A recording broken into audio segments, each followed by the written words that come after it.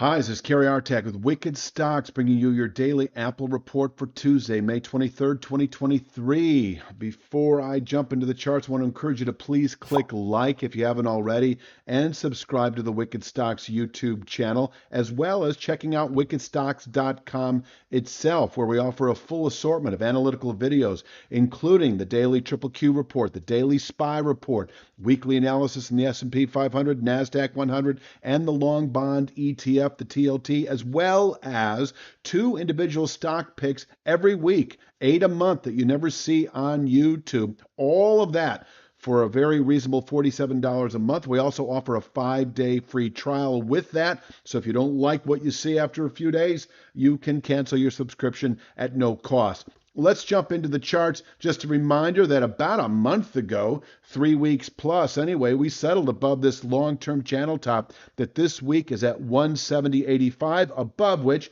a long-term buy signal remains in play, still expecting 182.94 as a 3 to 5 week objective. I said that about 3 to 5 weeks ago.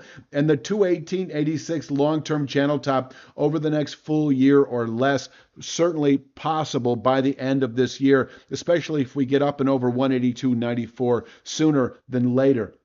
So let's take a look at the day itself. I'll break it down. We have this former channel top that we came close to testing on Monday, 173.02, our day support, 177.33, this longer-term channel top, our day resistance. I don't expect to see this today. In fact, as we continue into later week, I will probably bump this up to a 2-star resistance. In other words, if tested over the next couple of days, able to contain buying through the rest of the week, and it would be a settlement above 177.73 that should yield that 182.94 all-time high within like a full week of trade, within about 3 to 5 days of closing above 177.73. Now, upside today, 175.27 can contain intraday strength. That's just above actually Monday's high. It's an upside 5/8 Fibonacci, simple as that, over the last 2 days. It also correlates well with the high settlement price from Friday.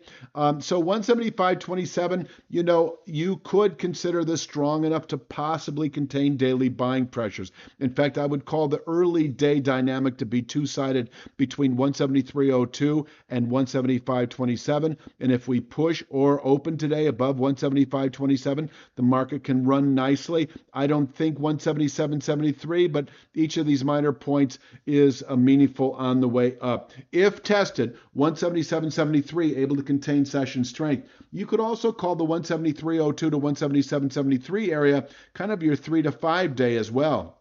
We could rally up to 177.73 within a day or two and fall off through the rest of the week. And once again, a settlement above 177.73 is our signal for 182.94, this 3 to 5 week objective, able to contain buying at least on a weekly, possibly monthly basis, and if settled above, should then yield this 218.86 longer-term objective within as little as 3 to 5 months. Now, downside, if we do settle today below 173.02, the 170.85 formation is then likely to be tested tomorrow, and that's also on the daily chart.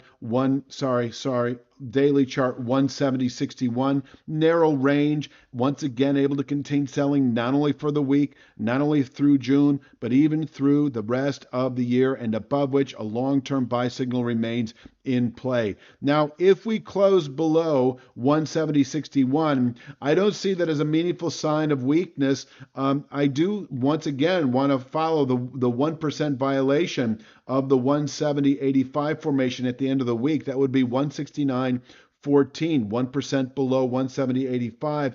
And as it turns out, as I've been saying, there is a meaningful rising channel bottom now at 168.72, which over the next couple of days will actually converge with 169.14 and will be 169.74 by the end of the week. So it becomes easier and easier to follow that failed long-term buy signal if it were to occur back below 170.85. And in fact, it would be a settlement below this formation here that would be sort of a very clear sign of follow-through weakness. So if you are long this market following the settlement several weeks ago above 170.85. The liquidation can occur below 168.72. And with that, you may even reverse, reach for 160 out of the money puts that don't expire for at least several weeks, or perhaps 150 out of the money puts that don't expire for at least a couple of months. Because I will say that if we settle the week back below 170.85, and by all those other criteria that I mentioned, including this 168.72 channel bottom,